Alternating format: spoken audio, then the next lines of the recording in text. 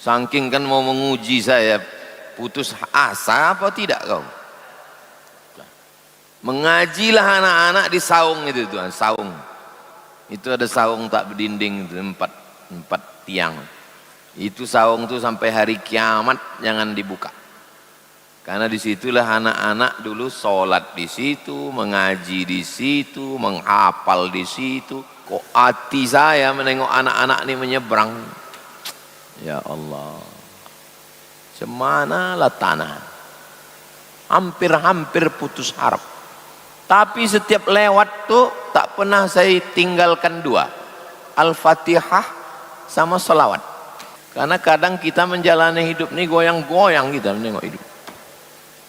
Untuk menguatkan diri saya bahwa harapan itu ada. Jangan putus asa dari rahmat Allah SWT. Assalamualaikum warahmatullahi wabarakatuh. Alhamdulillah. Allahumma salli ala sayyidina Muhammad ibn Abdullah wa ala alihi wa sahbihi wa man tabi'ahu wa mawalah. Allahumma allimna ma yanfa'una wanfa'na bima 'allamtana innaka antal alimul hakim. Rabbi shrah li sadri wa yassir li amri wa hlul 'uqdatam min lisani yafqahu qawli. Qala al-imam Muhyiddin Abu Zakaria Yahya bin Sharaf An-Nawawi fi kitabih Riyadhis Shalihin min kalami Sayyidil Mursalin. Imam Nawawi berkata dalam kitab Riyadhis Shalihin, nafa'anallahu bi'ulumihi fid dharaini, mudah-mudahan kita mendapatkan ilmunya dunia akhirat. Amin ya rabbal alamin. Bihi wa ilaihi, dengan sanadnya sampai kepada sahabat Nabi. Wa an Abi Hurairah, dari Abu Hurairah radhiyallahu anhu, anna Rasulullah sallallahu alaihi wasallam qala, Nabi bersabda, ini hadisnya, "Lau ya'lamul mu'minu ma 'indallahi minal 'uqubati." Seandainya orang beriman itu tahu hukuman yang sudah disiapkan Allah. Seandainya kita tahu hukuman yang sudah disiapkan Allah untuk kita, na'udzubillah, ma tami'a bi jannatihi ahadun, maka hilanglah keinginan untuk masuk surga. Tak ada lagi berharap mau masuk surga, saking kan takutnya sampai hilang keinginan. Wah, ini ada keinginan, ada ketakutan. Kalau bercampur di dalam hati itu keinginan, bisa hilang minatnya. Aku tak selera sarapan pagi nih. Kok tak selera? Saking takutnya. Itu maka perempuan itu disuruh dia menyuguhkan dengan senyuman, dengan kata-kata yang lembut. Kenapa? Karena bisa hilang selera, hilang keinginan disebabkan oleh ketakutan. Itu makanya suami itu, laki-laki itu lebih banyak mati duluan daripada perempuan. Itu bukan kata saya, itu survei itu. Diam, mati. Hilang keinginannya. Ini kan babnya, ini bab tentang bercampur antara khauf dengan roja. Khauf itu takut, cemas, ngeri, khawatir. Tapi di dalam hati kita ini ada harap, ingin. Dan letaknya sama, letaknya di sini. Makanya kata Nabi, at-taqwa hahuna, at-taqwa hahuna, kata Nabi, letaknya di sini.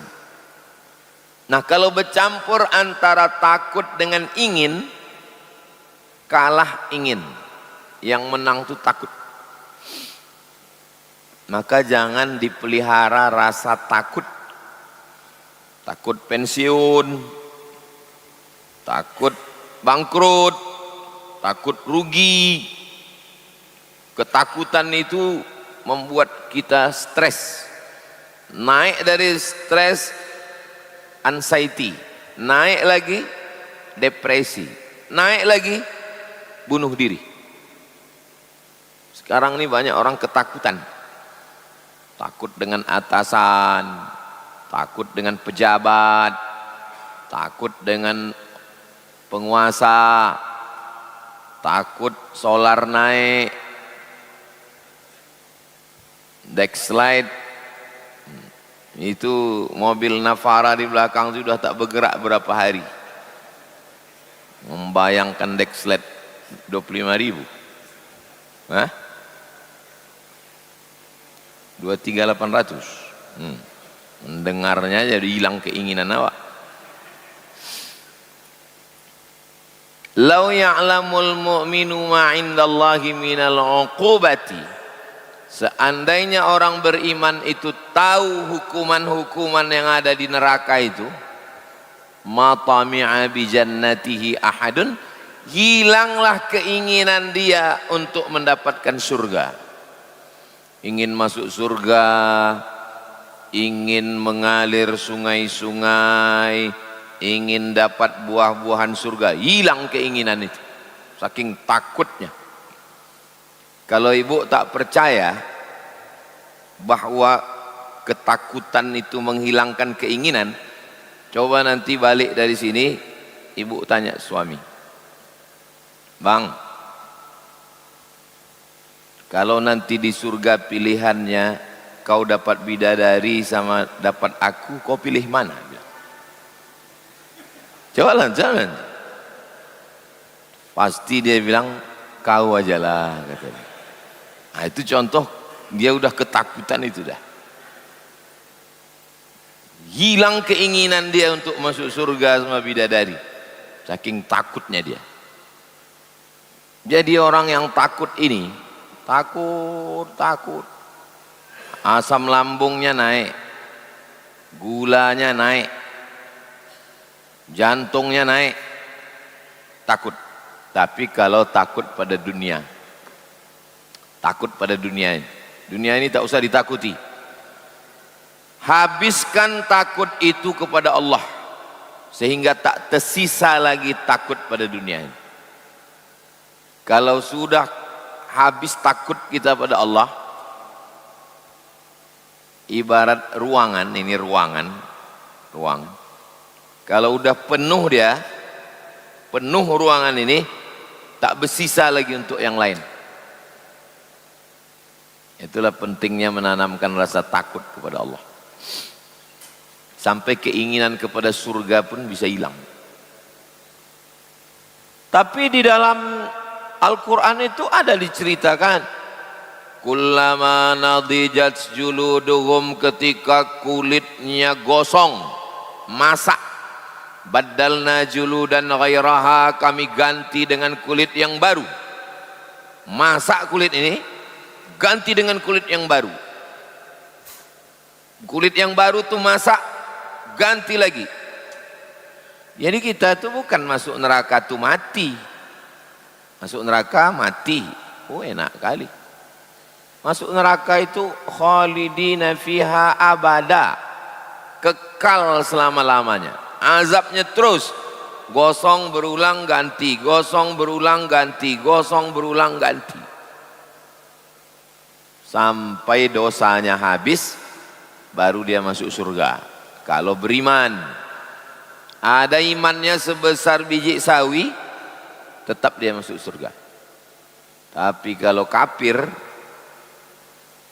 kekal dalam neraka jahanam. Khalidina fiha abada, kekal selamanya. Nauzubillah.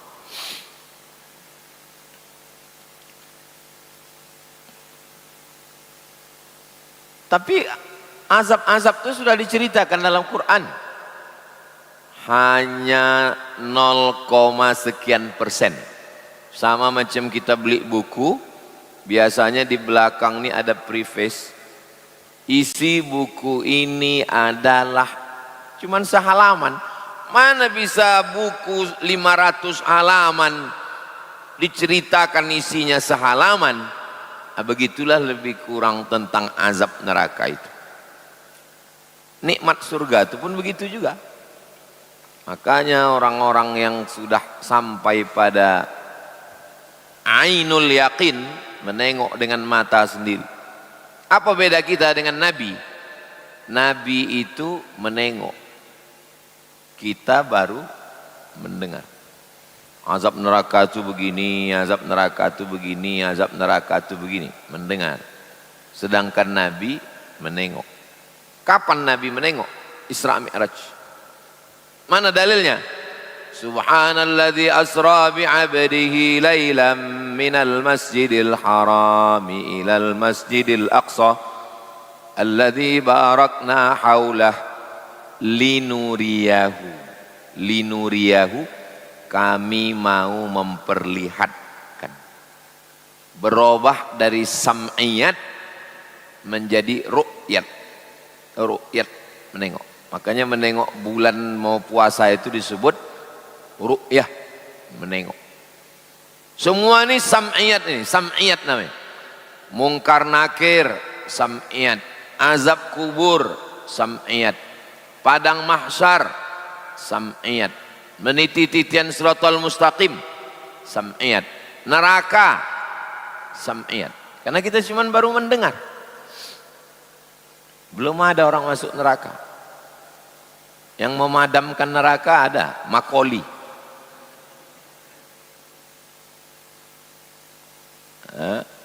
Jadi kenapa Allah tak menunjukkan ke kita? Kenapa tak ditunjukkan Allah Ta'ala? Inilah neraka itu. Kalau ditunjukkan Allah neraka, selesailah dunia ini. Selesailah dunia ini. Jadi kalau ada orang enggak sabar dengan dunia ini, kenapa orang ada minum khamar, ada berjudi, ada berzina, ada korupsi? Ya berarti kau masih di dunia. Kadang orang kalau baru-baru mengaji, habis mengaji itu dia mau diselesaikannya dunia ini. Mau diselesaikannya dunia ini. Nggak bisa begitu. Dunia ini memang udah begitu dari dulu. Kita tak disuruh menyelesaikan dunia ini. Yang penting kita berbuat apa yang kita bisa buat untuk keluarga. Kalau dia kepala rumah tangga, untuk istri, untuk anak. Ma'had Az-Zahra ini di Rimbo Panjang ini kira-kira apa yang bisa dibuat? Paling tidak untuk masyarakat sekitar aja dulu. Untuk ibu-ibu sore Jumat, anak-anak mengaji sini dari maghrib ke isya, bapak-bapak subuh Rabu.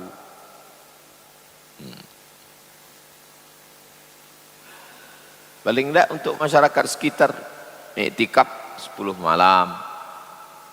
Usaha kita supaya jamaah tahu jam berapa iqamat, jam berapa azan, pasang TV. Datang petir, mati semua TV itu ditembak. 1, 2, 3, 4, 5. Petir di Rimbo Panjang ini minta ampun.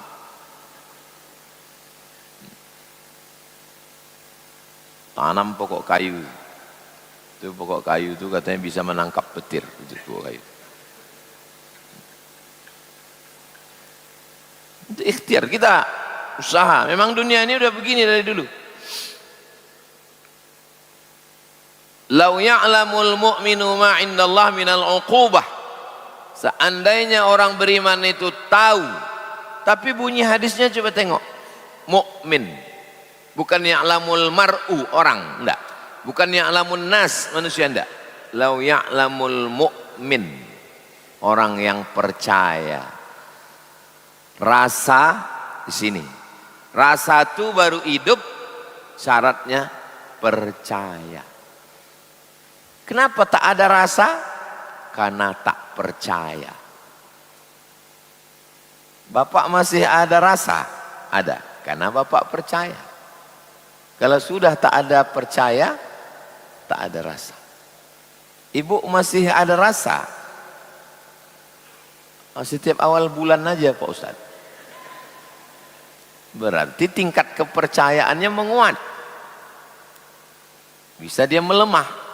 Sama macam percaya itu bisa menguat, bisa melemah. Al-imanu yazid, menguat. Wa yanqus, melemah. Kenapa bisa tak ada rasa? Karena tak ada percaya. Rasa akan tumbuh karena percaya.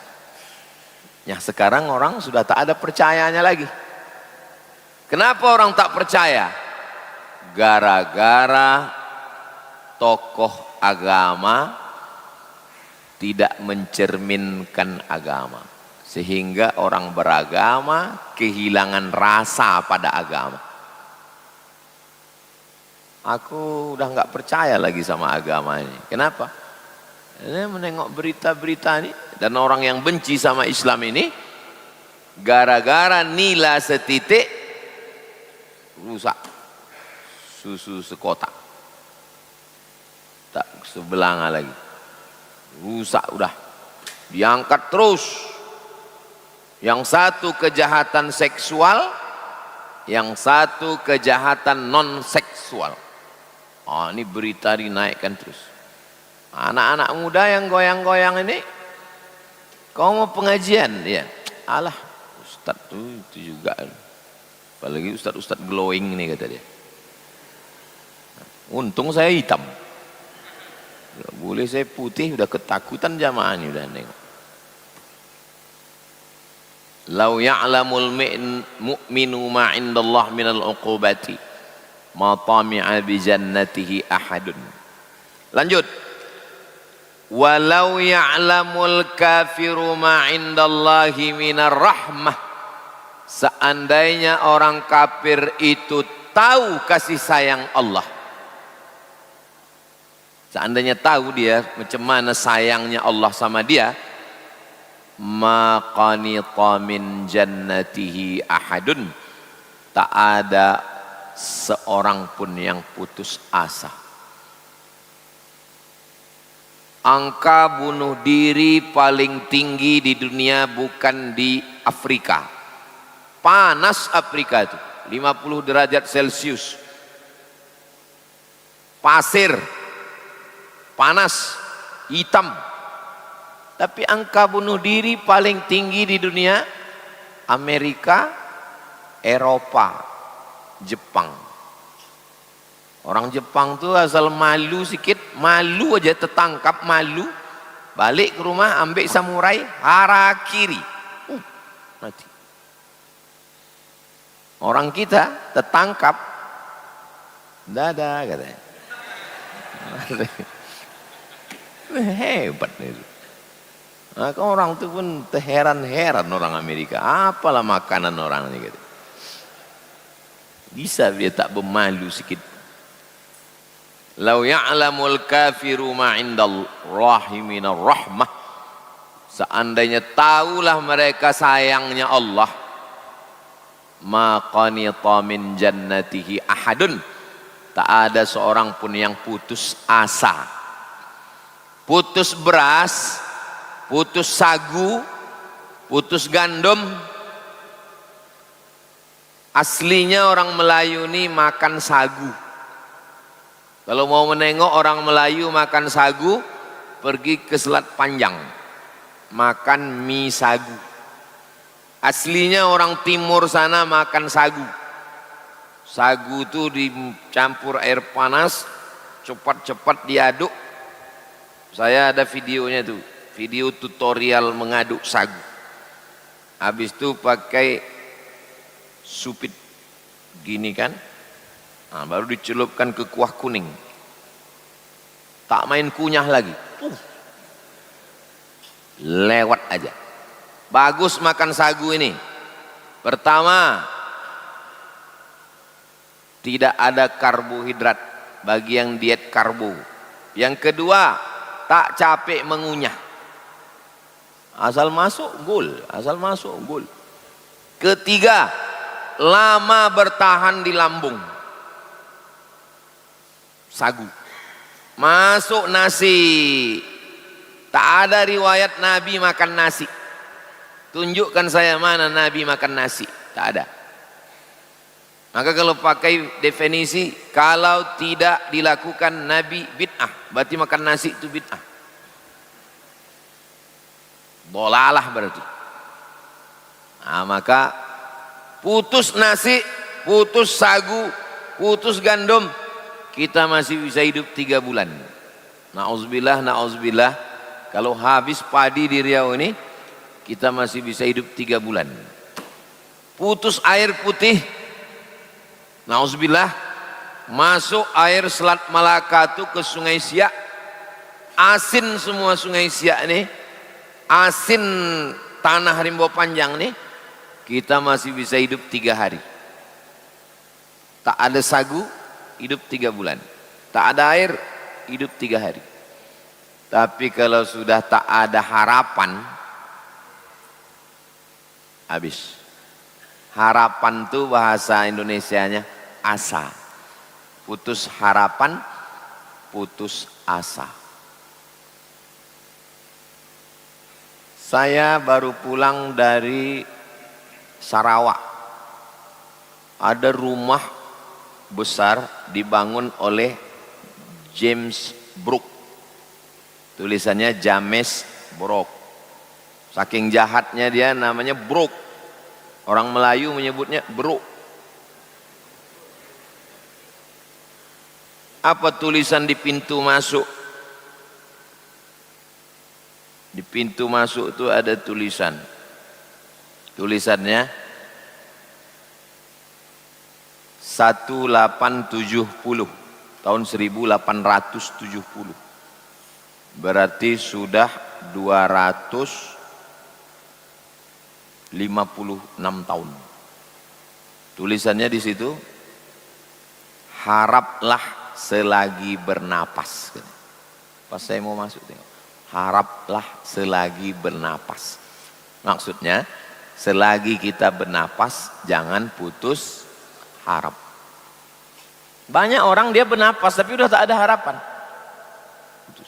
Ini orang-orang begini nih, kalau malaikat maut datang, ini belum kucabut udah mati duluan. Belum dicabut lagi nyawanya udah putus harap. Jangan pernah putus harap. Saya tak pernah putus harap. Ini di depan masjid ini dulu semak, hutan, 4 petak, 6 petak, 6 petak tanah. Saya pergi ke Palembang, datang orang menyerahkan ke saya tanah di pintu tol. Ini pintu tol Palembang, strategis. Ini kuserahkan tanah ke Ustadz 6 hektar. Bulat tanah itu 6 hektar ke saya. Palembang. Padahal dulu kita kalau nonton berita di Palembang itu kan takut kita. Sikit-sikit tujah, sikit-sikit tujah. Tanah 6 hektar dikasihkan. Saya serahkan ke Habib Mahdi. Sekarang dikelola oleh Ustadz Kemas Ali, Ketua Tim UAS Palembang. Pergi pula ke Pontianak, ada orang Bugis, Puang. Dia mau menyerahkan tanah, tapi dengan syarat ke Ustadz Somad. 70 hektar serahkan. Dikelola oleh Ustadz Lukmanul Hakim. Di sini, jangankan mengasih tanah, dibeli tak mau dia.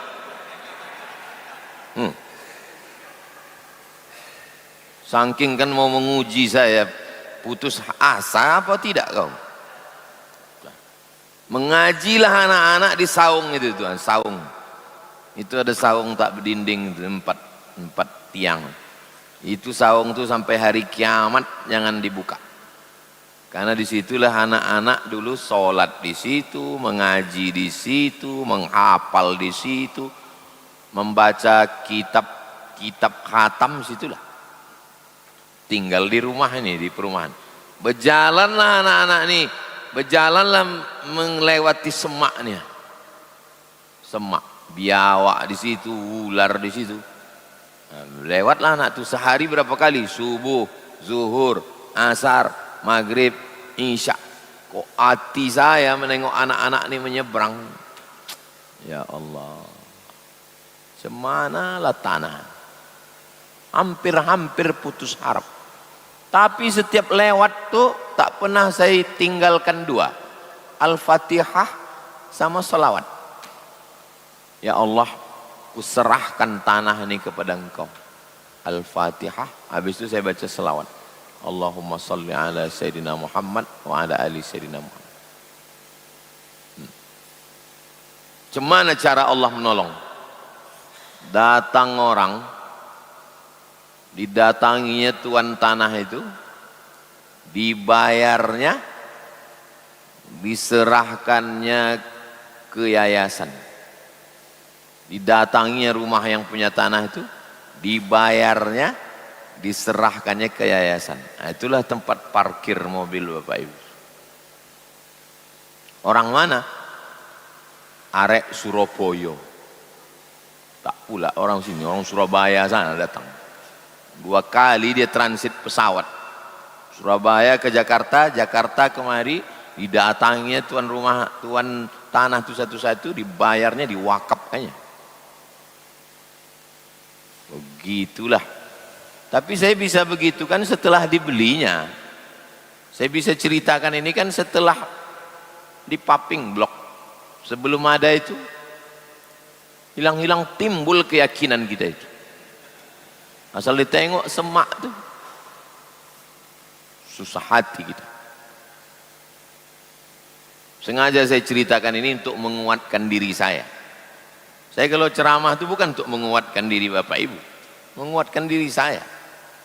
Karena kadang kita menjalani hidup ini goyang-goyang kita menengok hidup. Untuk menguatkan diri saya bahwa harapan itu ada. Jangan putus asa dari rahmat Allah SWT.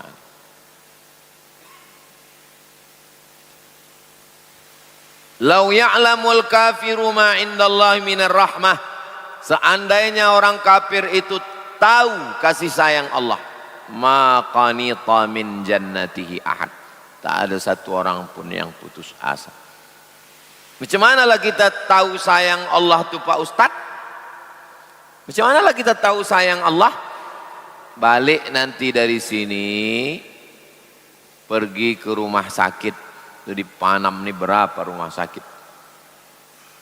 Makin banyak rumah sakit di Pekanbaru, makin banyak orang sakit dan makin banyak yang mati.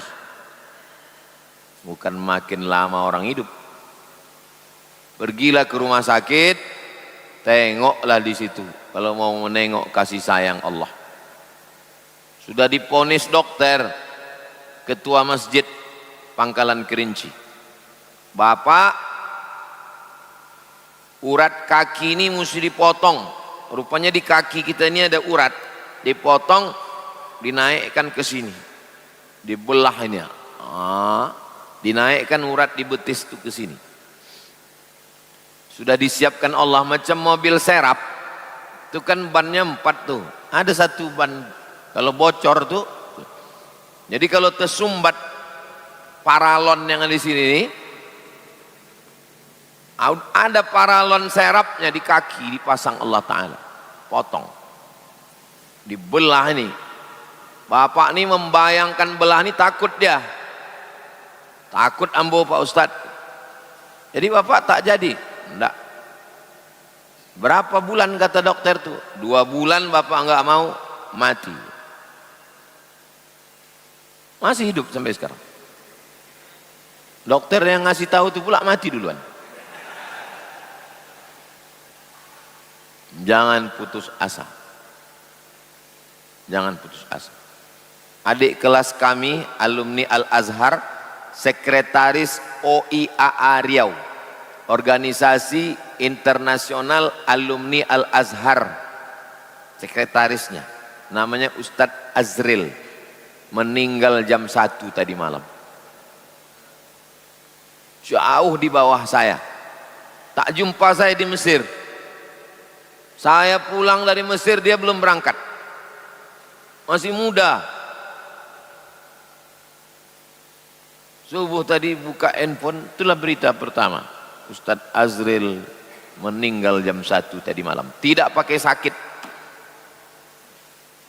kecapean, lemah, bawa rumah sakit, meninggal. Kenapa saya masih hidup?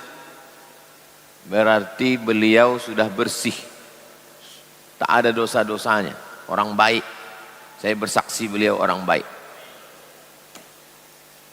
lembut.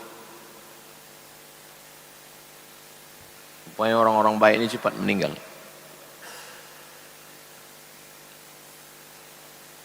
Kita masih hidup berarti Allah masih menyuruh kita beramal. Masih kurang amal kita. Itulah sayangnya Allah. Sayang Allah sama dia, ditempatkan di tempat yang mulia, tak berdosa. Allah sayang juga sama kita. Kau ku kasih hidup, kata Allah, supaya kau beramal. Hadis ini yang Ustaz sampaikan ini sahih apa tak sahih? Hadis ini ada dalam Sahih Muslim. Yang paling tinggi Bukhari, di bawah Bukhari Muslim. Ada nama orang dua-duanya diambilnya. Siapa nama Ustaz itu? Bukhari Muslim. Oke, selanjutnya hadis 444. Wa an Abi Sa'idinil Khudri, dari Abu Sa'id Al-Khudri. Abu Sa'idin Al-Khudri, kalau disambung muncul nun kecil, namanya nun wiqayah. Abu Sa'idinil Khudri, begitu cara membacanya. Qul huwallahu ahadun Allahus somad. Kalau disambung cuma cara membacanya, Qul huwallahu ahadunillahus somad. Nunnya itu namanya nun wiqayah. Wiqayah artinya menjaga supaya bisa dibaca. Karena kalau Qul huwallahu ahadun Allahus somad, gimana cara membacanya? Nun wiqayah namanya. Wa an Abi Sa'idinil Khudri radhiyallahu anhu anna Rasulullah SAW qala, Nabi bersabda, idza wudi'atil janazah annasu, idza wudi'atil janazatu, kalau janazah sudah diletakkan, wahtamalahan nasu, lalu orang memikulnya, awir rijal, orang memikulnya, ala a'naqihim, di atas tengkuk, memikul jenazah di atas tengkuk. Fa in kanat solihatan, kalau jenazah itu baik, orang soleh, qalat, apa kata dia? Qaddimuni, qaddimuni, cepat bawa aku, cepat bawa aku, cepat bawa aku ke liang lahat, supaya berjumpa aku dengan amal soleh. Saya sudah menulis surat wasiat. Jangan mati sebelum menulis wasiat. Kalau aku mati, yang memandikan jenazahku si Fulan, yang memasukkan jenazahku ke liang lahat, yang memegang kepala, memegang pinggang, memegang kaki, ada saya tulis. Supaya kalau saya mati tak bingung orang ini mengurus jenazah. Dan ada saya tulis di situ, jangan pakai kata sambutan. Karena saya melepas jenazah banyak kali kata sambutan. RT, RW, Kades, Kadus, Bupati, Gubernur. Ngapain dia kata sambutan banyak-banyak? Qaddimuni, qaddimuni, cepat kuburkan aku, cepat bawa aku, supaya jumpa aku dengan amal soleh. Yang tahan jenazah lama-lama. Assalamualaikum Ustaz. Waalaikumsalam. Ini kami lagi nunggu Ustaz ini di masjid. Kami kuburkan langsung atau gimana? Kuburkan langsung. Ustaz tuh macet di Panam. Panam nih termacet di Pekanbaru. Alhamdulillah pintu tol sudah siap. Jalannya belum. Jadi nanti kita tidak lewat Panam lagi. Masuk pintu tol kiri, terus langsung ke simpang bingung. Cepat kuburkan aku, jangan tahan lama-lama jenazahku. Meninggal malam, malam tuh kuburkan, jangan tunggu besok pagi. Wa in kanat ghaira salihatin, kalau dia tak baik, jahat, banyak dosanya, apa kata dia? Ya wailaha aina tadhhabuna biha. Oh celakanya, kemanalah kalian bawa badan jenazah ini? Ada yang bisa mendengarnya? Yasma'u sautaha, semua kullu syai'in, semua mendengar. Semua mendengar. Pokok-pokok kayu mendengar, ayam-ayam mendengar. Itu maka kalau ada kuburan, ada kuburan, coba perhatikan kuburan-kuburan. Kalau di kampung kan kuburan-kuburan itu ada ayam, ada kambing. Kadang-kadang pas sedang makan tuh tiba-tiba temenung ayam tuh. Karena mendengar itu, mendengar azab. Kenapa tak didengarkan Allah aja azab tuh Pak Ustadz? Kalau didengarkan Allah azab kubur itu selesailah. Baiklah semua orang. Tak ada lagi pencuri, tak ada lagi pelakor, udah mendengar azab kubur semua. Ini dunia. Dunia ini kita disuruh berbuat baik karena percaya, karena iman, bukan karena menengok. Bukan karena menengok neraka. Bukan karena menengok. Makanya kalau ada orang, kalau memang ada azab kubur itu, tunjukkan aku mana azab kubur. Tak usah kau tantang-tantang, nanti jumpa juga kau lama-lama. Azab kubur itu tak usah ditantang-tantang, datang sendiri dia nanti. Tengok. Ada yang bisa mendengar azab kubur itu. Yasma'u sautaha, mendengar kullu syai'in, semuanya mendengar. Illal insan, kecuali insan. Insan tak mendengar. Binatang mendengar. Walau sami'ahu, macam mana kalau ada orang yang mendengar? Walau sami'ahu sa'iqa, seandainya didengarnya pingsan, mati. Makanya wali-wali itu yang dibukakan Allah hijab, tuh terbuka hijab, nampaknya pingsan, sadar terbangun balik. Jadi kenapalah Allah tak bukakan hijab kita? Karena Allah sayang sama kita. Karena Allah sayang lah maka tak dibukakan Allah hijab. Berzikir tadi la ilaha illallah, tiba-tiba dibukakan Allah hijab, terdengar suara azab kubur. Tak jadi pengajian subuh nih, mati semua. Allah masih sayang. Tak terdengar azab kubur, kita masih bersemangat. Semangat untuk bekerja, semangat untuk berdagang, semangat untuk bertani, semangat untuk berkarya. Didengarkan Allah bunyi azab kubur itu, terdengar kita suara dia menjerit, sa'iqa, pingsan, mati. Rawahul Bukhari. Hadis ini ada dalam Sahih Al-Bukhari. Hadis 445. Wa 'an Ibni Mas'ud, apakah orang yang mati itu mengalami hidup lagi? Ini masih perdebatan antara kalangan agama dengan saintis. Kata orang agama, habis hidup ini kita mati lagi. Yahudi mengatakan habis hidup kita mati lagi. Nasrani mengatakan habis hidup ini kita mati lagi. Islam mengatakan habis hidup ini mati lagi. Sebagian agama lain mengatakan habis hidup ini jasadnya mati, ruhnya keluar, masuk ke makhluk lain. Namanya reinkarnasi. Tapi mereka meyakini masih hidup. Bedanya sama kita, ruhnya keluar, kalau dia baik tempatnya illiyin, kalau dia jahat tempatnya sijjin. Alamnya namanya alam barzakh. Intinya setelah hidup nih badan tinggal, ruh tetap hidup. Tapi orang saintis, kalangan ilmu pengetahuan kata dia, Aku tak percaya. Tak percaya aku orang ini hidup lagi, katanya. Mana buktinya? Akhirnya ada seorang dokter yang tak percaya, dia buat percobaan. Gimana cara dia membuat percobaan? Orang mati kan tak hidup lagi.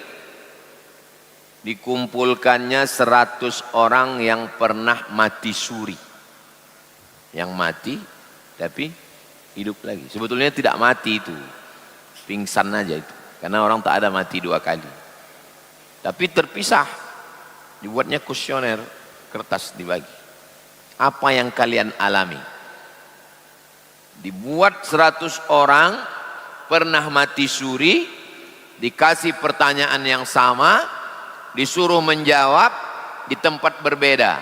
Setelah itu dikumpulkan kertasnya, ternyata jawabannya semuanya sama, walaupun dengan bahasa redaksi yang berbeda. Semua yang pernah mati-mati suri itu jawabannya, aku melihat tubuhku keluar, kemudian aku dibawa melewati ruangan-ruangan gelap. Akhirnya aku berjumpa, ada yang berjumpa sama ayahnya, ada yang berjumpa sama maknya, ada yang berjumpa sama bininya, ada yang berjumpa dengan abangnya. Kemudian mereka mengatakan, ini bukan tempat kau, baliklah kau lagi. Pas balik itulah hidup dia lagi. Berdasarkan itulah orang yang tak percaya bahwa di dalam badan kita ini ada ruh, dan ruh ini hidup, waktu jasad ini tinggal, ruhnya tetap hidup. Nah, itulah mereka percaya gara-gara percobaan ini. Cari nanti di internet tentang percobaan orang mati suri. Saya kebetulan di Pangkalan Kerinci jumpa sama orang pernah mati suri. Saya tanya, pernah mati suri? Iya. Apa yang dialami? Saya menengok badan saya ini keluar Pak Ustadz dari ruh nih. Keluar, nampak saya jasad itu saya tinggalkan. Terus ada yang menarik saya. Tarik, bawa. Habis itu saya dibawa ke beberapa ruangan. Habis itu jumpa saya sama mendiang almarhumah mak saya. Kata mak saya, ini bukan tempat kau, balik. Waktu disuruhnya balik itulah saya tersadar, bang. Dulu tak mati, pingsan dalam waktu yang lama. Sama apa yang dialaminya.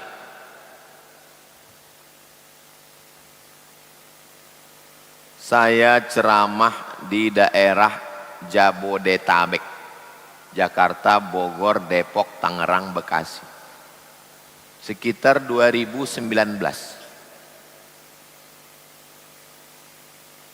Tidurlah di satu kamar.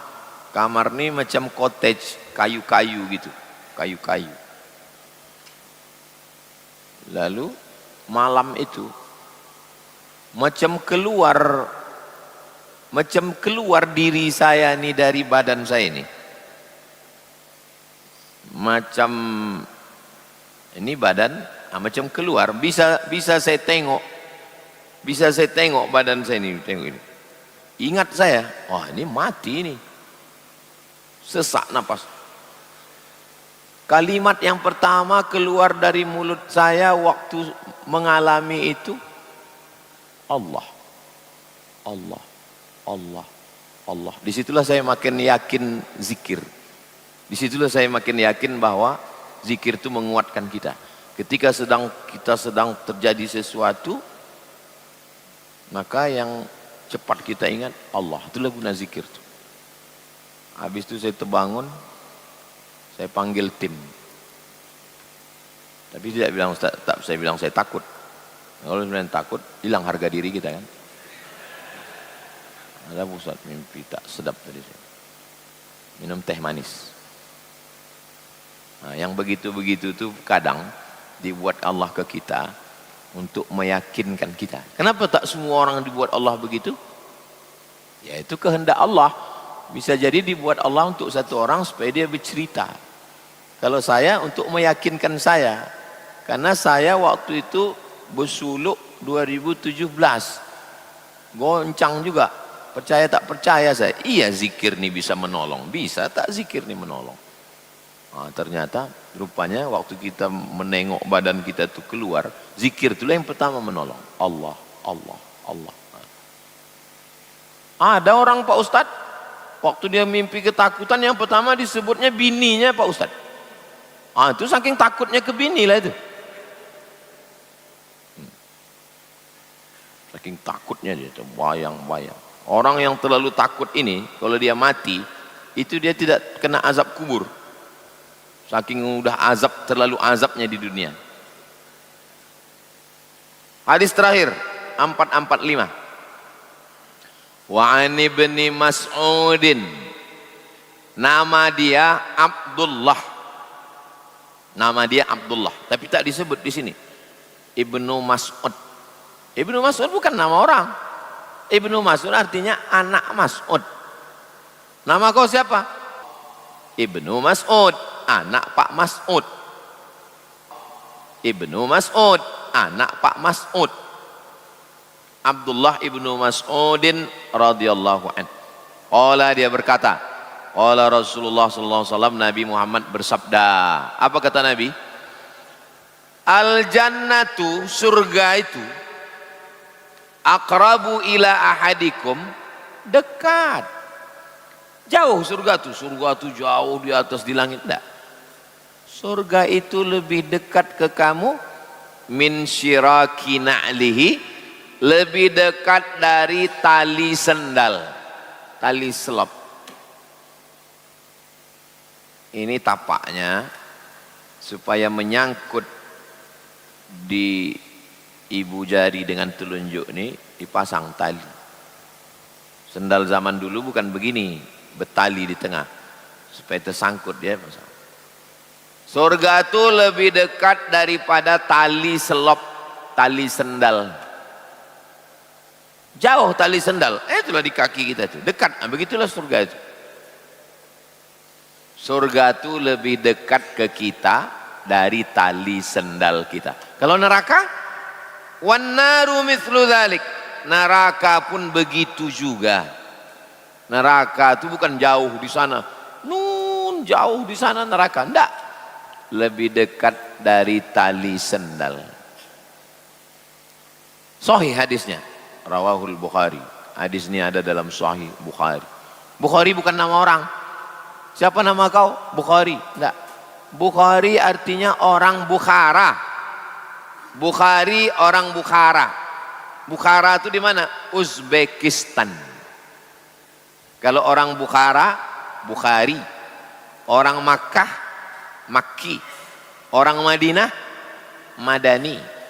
Orang Kampar, Kampari.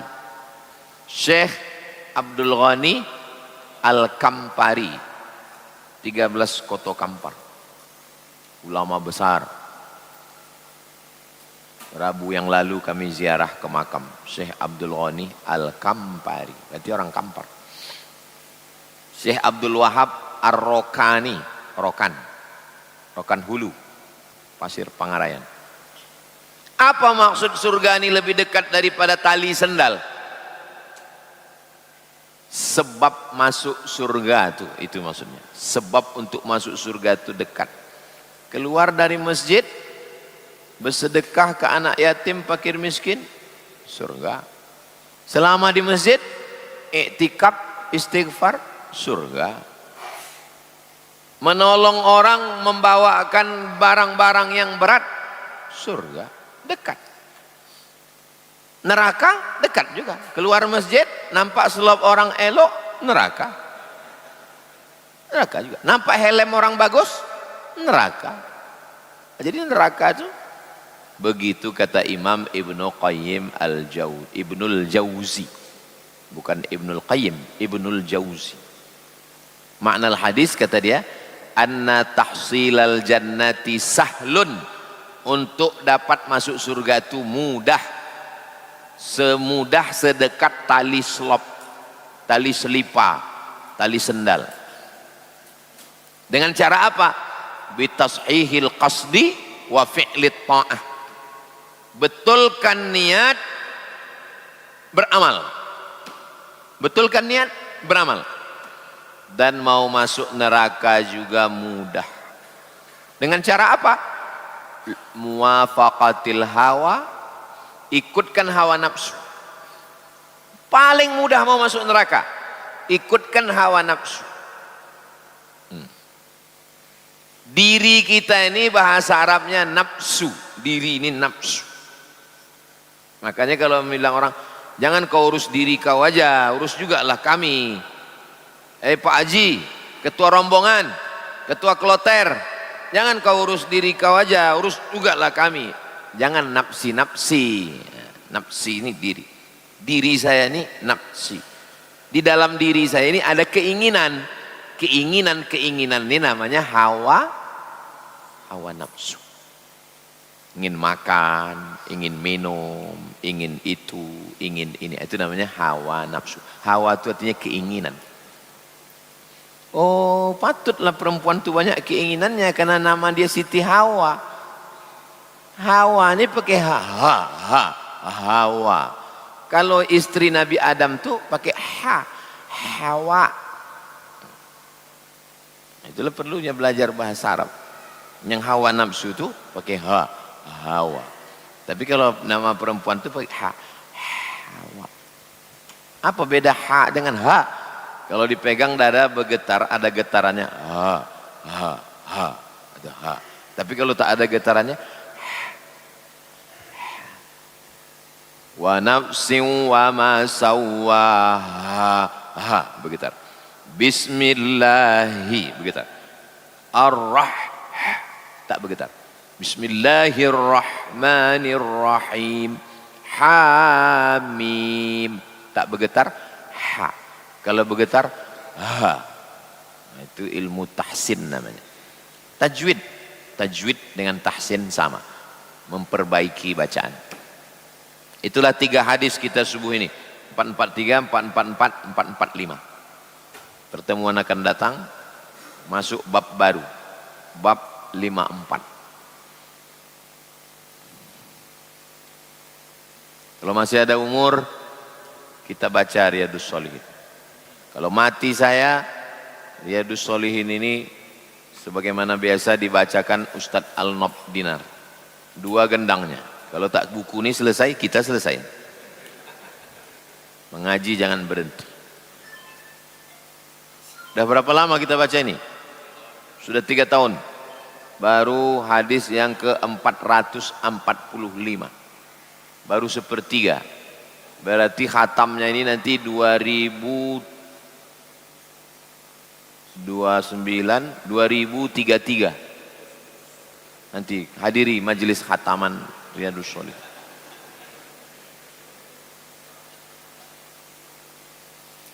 Bagaimana pandangan Islam tentang daging kurban yang diambil untuk dimasak, dimakan bersama-sama? Setelah kami potong di bawah pokok kelapa itu tahun lalu, habis potong, kami kan mau makan. Tukang potong, tukang kulit ini mau makan. Daging banyak ini daging. Kalau kami ambil daging ini, daging potong, cincang, masak, dimakan, haram memakan daging yang belum dibagi. Tak tahu pemiliknya siapa. Pemilik daging yang bertimbun ini 3. Yang pertama, orang yang berkurban. Yang kedua, jiran tetangga. Yang ketiga, fakir miskin, belum minta izin. Jadi cemana lah biar supaya kita bisa masak. Assalamualaikum bapak-bapak pemilik sapi nomor 1. Bapak 7 orang ya? Ya. Kami minta 5 kilo pak. Kami minta 5 kilo mau kami masak. Karena kalau makan lontong tak berdaya kami ini. Kami minta ya 5 kilo mau kami sop.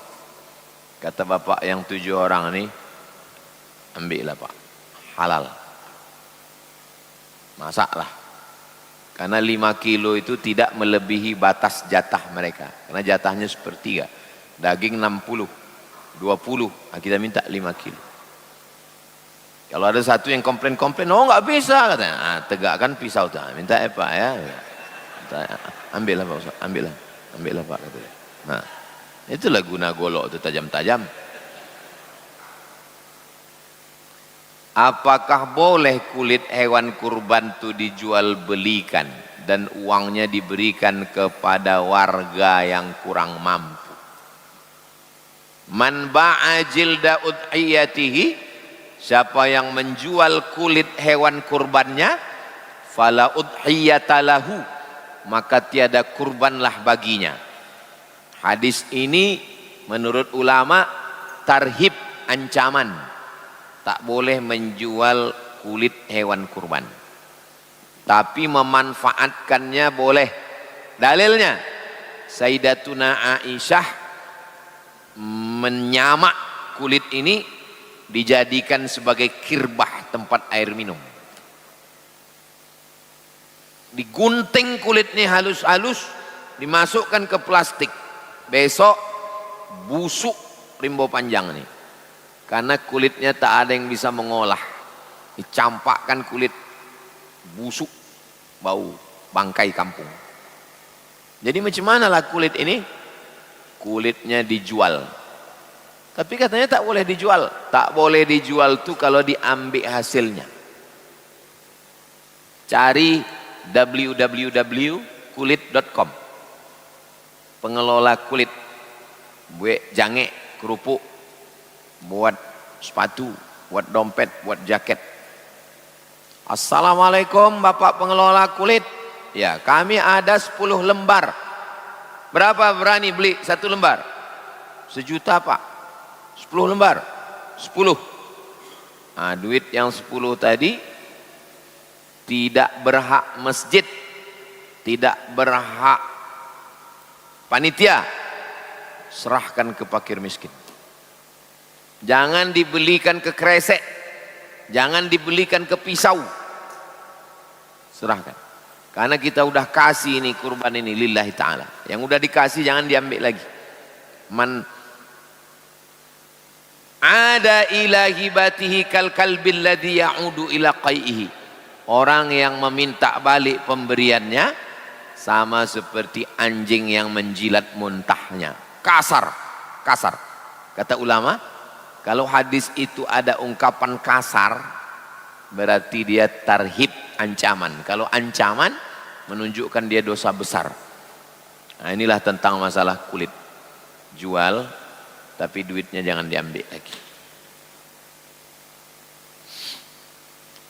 Apakah halal uang hasil diskon pembelian sapi kurban masuk ke kantong pribadi salah satu panitia kurban, sementara kondisi sapi sampai di masjid tak sesuai harapan peserta kurban? Aslinya kurban itu begini, aslinya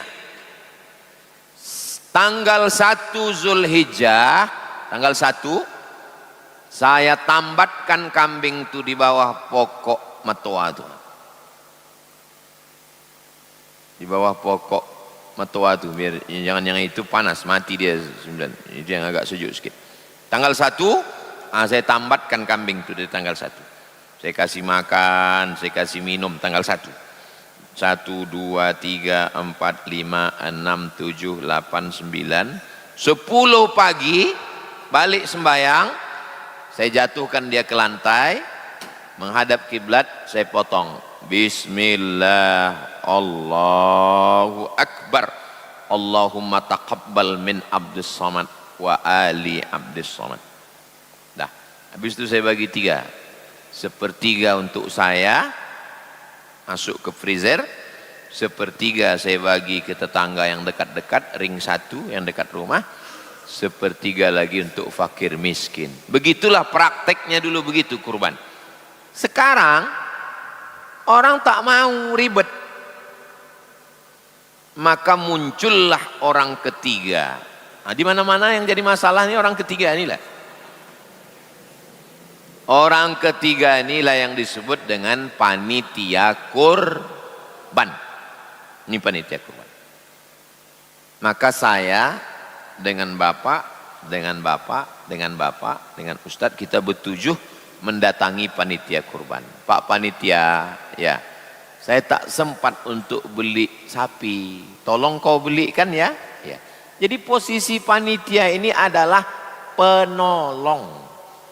Ini duit untuk sapi 25 juta. Tolong kau carikan ke Payakumbuh.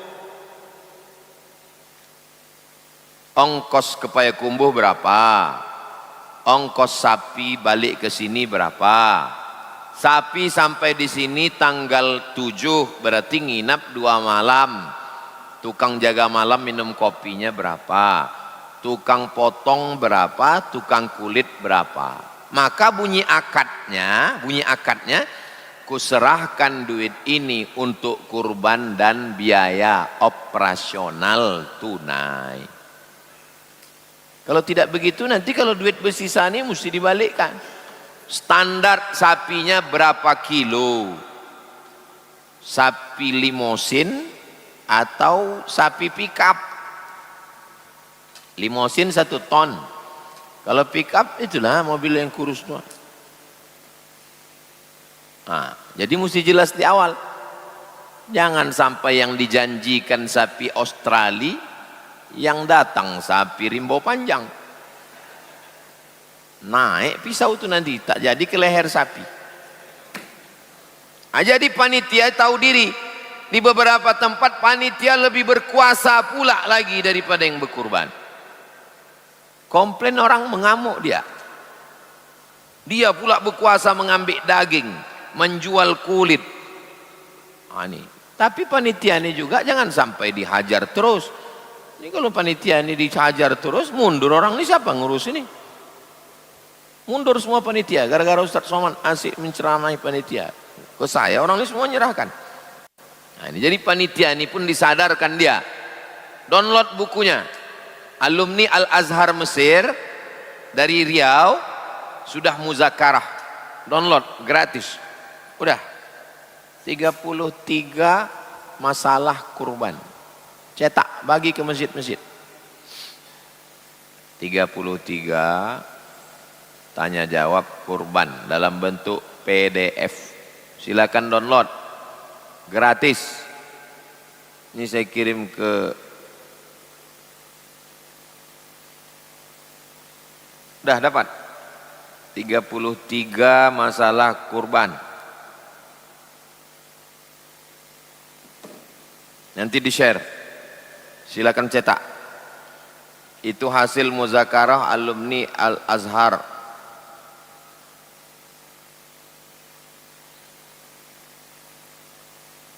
"33 tanya jawab kurban."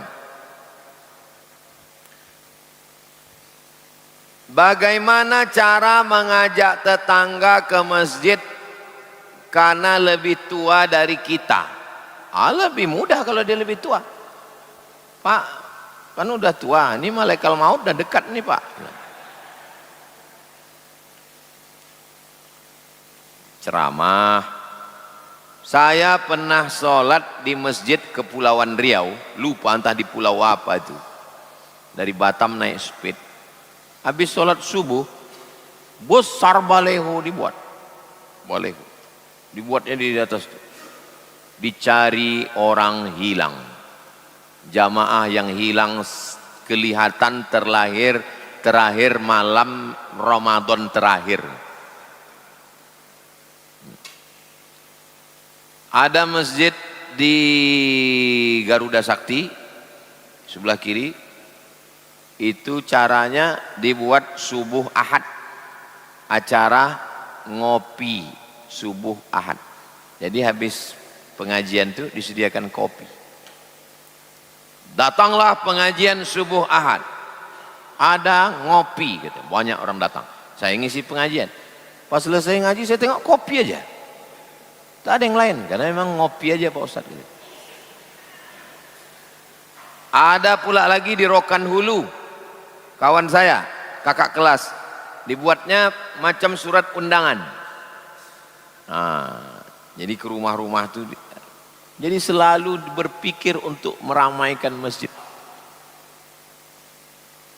Apa hukum meninggalkan perintah syariah menutup aurat? Kalau ada orang tidak mau menutup aurat, kata dia tidak relevan dengan zaman, maka dia murtad. Secara hukum Islam dia masuk 3 golongan. An-nafsu bin nafsi, pembunuh dihukum mati. Wathayyibuz zani, pezina dirajam sampai mati. Yang ketiga, at-tariku lidinihi, orang yang murtad. Hati-hati orang murtad, gara-gara mengejek ajaran Islam. Nutup aurat itu enggak relevan dengan zaman, berketombe kepala kita, itu murtad. Kalau dia mau balik, dia tidak bisa dengan hanya taubat, dia mesti mengulang syahadat. Orang yang mengejek ajaran Islam. Mana dalilnya Pak Ustaz? Dalilnya ayat Quran. Afatu'minuna bi ba'dil kitabi wa takfuruna bi ba'd. Apakah kamu ingkar kepada ajaran Islam nih? Ingkar tuh kafir juhud. Bagaimana hukum berkurban bagi orang yang memiliki hutang? Misalnya ada cicilan rumah, cicilan mobil, cicilan motor. Kau kenapa tak berkurban? Aku masih ada utang. Tahun lalu itu utang motor, tahun ini utang mobil, tahun depan utang rumah, sampai mati tak berkurban. Cicilan motor 1 juta, iya. Menabung sebulan 200.000, 200 sebulan 200, setahun 2,4, sudah dapat kambing. Kurbannya tetap jalan, cicilannya pun tetap jalan. Nggak ada alasan orang yang berutang tak berkurban. Berkurban tak mau, jalan-jalan mau. Berkurban tak mau, yang lain-lain mau. Jangan sampai tak berkurban. Nenek-nenek tua mau berkurban, padahal hidupnya sebatang kara. Sempat dia tabung sebulan 100.000, 100.000, 100.000. Apa hukumnya seorang sholat tapi mengharapkan sesuatu yang berkaitan dengan dunia? Apa hukumnya orang sholat tapi dia mau dunia? Usolli sunnatal hajat, supaya dapat mobil macam yang parkir di ujung ini lillahi ta'ala. Kan sholat itu kan, sholat, tapi dia mau dunia. Kalau tidak ada sholat hajat, hadis tentang sholat hajat, hadis tentang sholat hajat itu apa? Orang yang punya keinginan, paling bagus dia tidak hanya berdoa, tapi sholat sunat dulu 2 rakaat. Itulah dia sholat sunat hajat. Keinginan ini terbagi 2, satu keinginan dunia, satu keinginan akhirat. Tapi jangan dipecah. Kalau dunia saja, akhirat enggak. Orang beriman kalau dia punya mobil itu dunia. Tapi dengan mobil itu dia bisa ke akhirat. Kenapa pula dengan mobil itu bisa di akhirat? Dengan mobil itu dia subuh-subuh datang ke Rimbo Panjang, dapat pahala.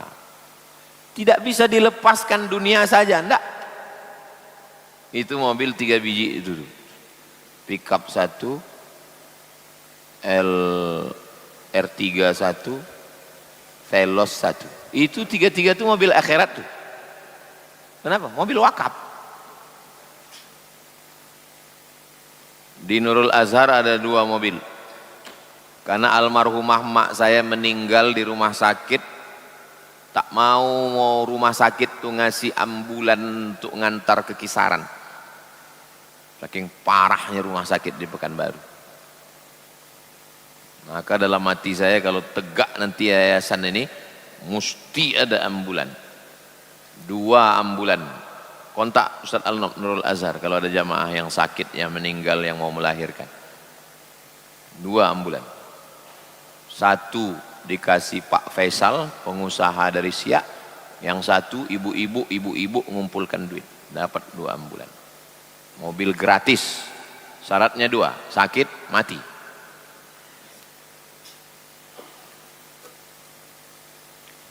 Ya Allah, aku sholat sunat hajat supaya dapat istri dunia. Tapi dengan istri yang solihah itu, kata Nabi, kalau kamu mau minta jangan minta banyak-banyak. 3, lihat takhidha ahadukum qalban syakira, hati bersyukur, lisanan dzakira, lisan berzikir, zaujatan solihatan tu'inuhu ala umuril akhirah, istri yang solihah, suami yang baik. Jadi tak bisa dilepaskan, oh ini dunia saja, enggak. Kalau bangun rumah, niatkan untuk nerima tamu. Begitu kata orang tua-tua dulu.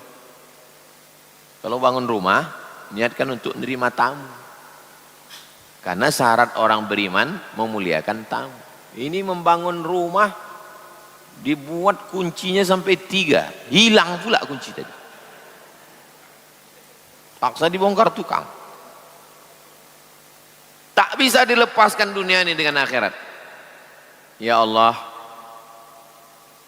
sholat sunat 2 rakaat, bisalah beli kamera ini.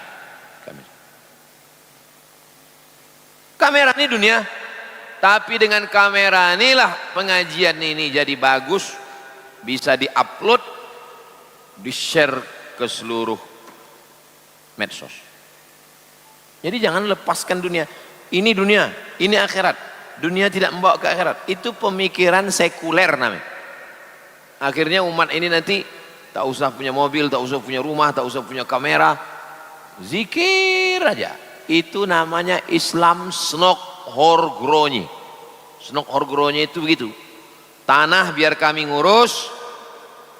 Akhirnya tanah-tanah ini dulu ditanami tembakau, ditanam sawit, ditanam tebu, dibuatnya pabrik, dipasangnya rel kereta api dari Medan sampai ke Langkat, dari Langkat sampai ke Labuhan Batu untuk mengangkat tembakau Delhi. Kalian berzikir aja lah banyak-banyak. Apa kata Buya Muhammad Nasir? Islam ritual biarkan. Kalau ada orang maulid, ada haul, ada zikir, ada pengajian, biarkan ramai. Islam ekonomi awasi. Kalau udah bicara masalah ekonomi, awasi. Islam politik, habisi. Jadi kalau ada orang model begini, umat Islam nggak perlu kaya, nggak perlu ini, yang penting kita berzikir aja. Ini otak-otak Snok-Horgronyi.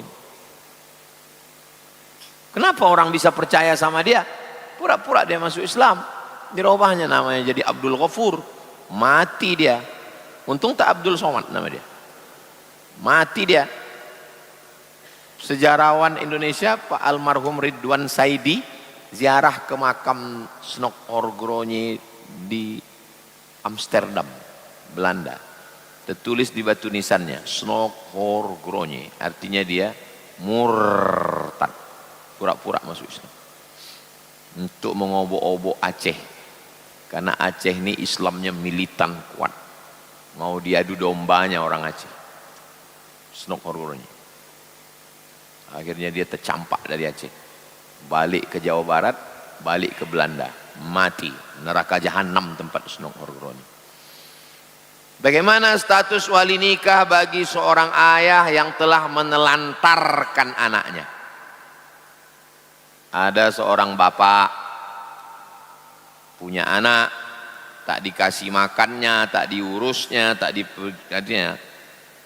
Anak gadisnya ini sekolah, diurus sama bininya. Dan sekarang sudah berumur 25 tahun, PNS, sukses, mau nikah. Maka mesti dicari bapaknya yang Dajjal Fir'aun.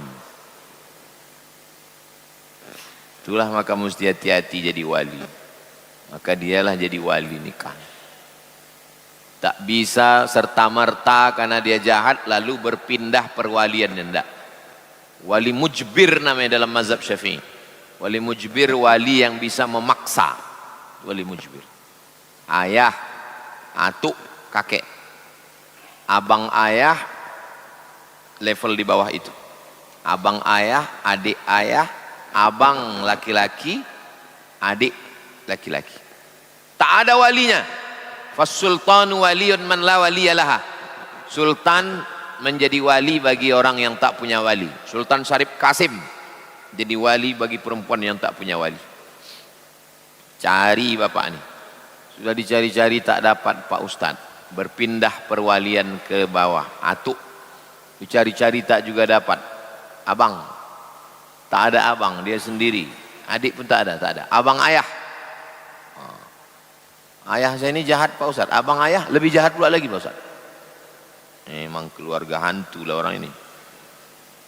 Itulah kenapa disuruh mencari suami yang baik. Laki-laki yang baik itu sifatnya cuma dua, tak banyak. Idza ja'akum man tardawna dinahu wa khuluquhu. Kalau datang laki-laki meminang anak gadismu, sifatnya dua. Dinahu, agamanya baik, wa khuluquhu, akhlaknya baik. Fazawwijuhu, maka nikahkanlah dia dengan anakmu. Illam takun, kalau tak kamu lakukan, takun fitnatun fil ardi wa fasadun arid, akan terjadi kerusakan yang sangat besar di dunia. Last, terakhir. Apakah boleh melaksanakan akad nikah di masjid? Kalau boleh, bisakah di Masjid Hajah Rohana ini?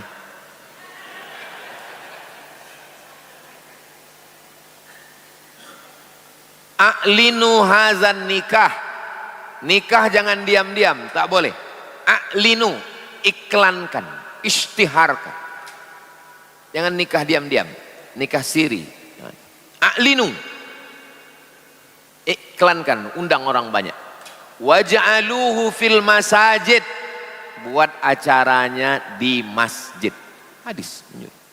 A'linu hadzal nikah waj'aluhu fil masajid wadribu alaihi biddufuf, pukulkan gendang. Barakallahu lakuma wa baraka alaikuma. Tapi kalau akad nikahnya di masjid, tolong tamu-tamu jangan berpakaian hantu belau. Kalau akadnya di masjid, jangan bercampur laki-laki perempuan, pisah. Ini laki-laki perempuan. Kalau akadnya di masjid, laki-laki itu saja akad sama wali. Ayah. Hai fulan bin fulan, ya. Aku nikahkan engkau dengan anakku dengan mahar sebentuk cincin emas. Ini di masjid, baju macam ular kobra nak menggigit. Merusak masjid, jangan buat di masjid. Tutup aurat, kiki dalam masjid. Jaga adab-adab masjid. Berwudu, masuk situ tamu-tamu tahiyatul masjid. Tapi tentang akad nikah di masjid ada dalam hadis. 3. A'linu hadzal nikah, buat nikah ini ramai-ramai. Datang sahabat Nabi, di tangannya atharus sufrah, kuning-kuning bekas minyak za'faran. Kata Nabi, namanya Abdurrahman bin Auf. Abdurrahman bin Auf, ya, itu tangan kau bekas minyak. Kau nikah, biasanya pakai minyak kuning-kuning itu habis akad nikah. Kau nikah? Iya. Tak ada undang-undang, tak ada. Aulim, buat kenduri, walau bisyatin, walaupun seekor kambing. Buatlah kenduri walaupun hanya memotong seekor kambing. Seekor kambing itu apa maksudnya? Maksudnya mengundang 10 orang. Karena seekor kambing itu makan paling banyak 10 orang kalau di Arab. Kalau di Rimbo Panjang ini cukup sejalan nih seekor kambing. Orang Arab tuh kambing tuh bulat-bulat 1 ekor. Maksud dia, buatlah walimah walaupun mengundang 10 orang pun jadilah. Jangan diam-diam. Ini banyak laki-laki ini diam-diam berbini. Terus ditanya sama bininya, kok nikah diam-diam? Nikah ini ibadah mah. Tak boleh kita riak. Terus kita jaga, jangan, kita harus ikhlas gitu.